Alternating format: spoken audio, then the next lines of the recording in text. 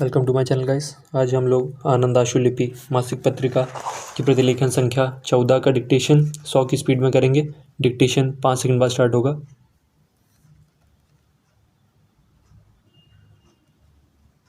अध्यक्ष महोदय, मैं देश के तात्कालिक इतिहास की एक बात का वर्णन यहाँ इसलिए नहीं कर रही, जैसा कि एक माननीय सदस्य ने कहा कि मुझे कोई बहाना चाहिए, बल्कि मैं उन गंभीर समस्याओं को आपके समक्ष सही परिप्रेक्ष्य में रखना चाहती हूँ, जिनसे हम सभी संबद्ध हैं।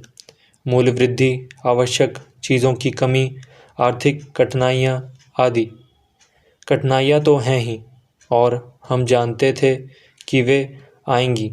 उनके बारे में हमने राष्ट्र को चेतावनी भी दे दी थी और संसद को भी बता दिया था, लेकिन जिस बात को हम नहीं जानते थे और जिसने हम पर अतिरिक्त भार डाल दिया तथा हमारी कठिनाइयाँ बढ़ा दी, वह था सूखा। हालांकि मुझे कोई शक नहीं कि जनता और सरकार इन कठिनाइयों को वैसे ही दूर कर लेंगे जैसे उन्होंने 1971 की बड़ी चुनौती का प्रत्युत्तर दिया था। सरकार की असफलता में विपक्ष का निहित स्वार्थ है, लेकिन मुझे आशा है कि वह यह महसूस करेगा कि इस मौके पर हुई किसी विफलता का अर्थ होगा जनता पर बहुत ज़्यादा मुश्किलों का बोझा पड़ना। यह सरकार के लिए नहीं, बल्कि जनता के लिए कठिन स्थिति होगी। विपक्ष के अनेक मित्रों को यह कहने की आदत है कि आप तब सरकार में नहीं होंगी या यह सरकार के साथ घटित होगा। मैं भी यह बार बार दोहराना चाहती हूँ कि हमें यहाँ बने रहने में कोई रुचि नहीं है।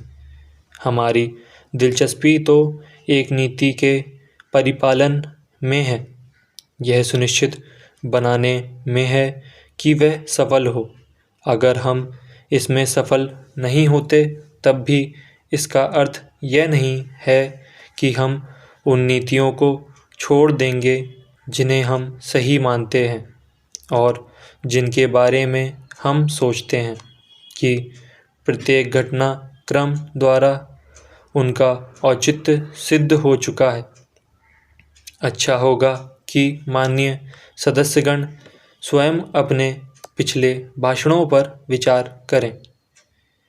कभी भी उन्होंने यह सोचा है कि राष्ट्र आगे बढ़ेगा? क्या कभी भी उनके ख्याल में यह बात आई है कि कहीं कोई सफलता मिल रही है? लेकिन इन निराशापूर्ण भविष्यवाणियों के बावजूद हम आगे बढ़े हैं।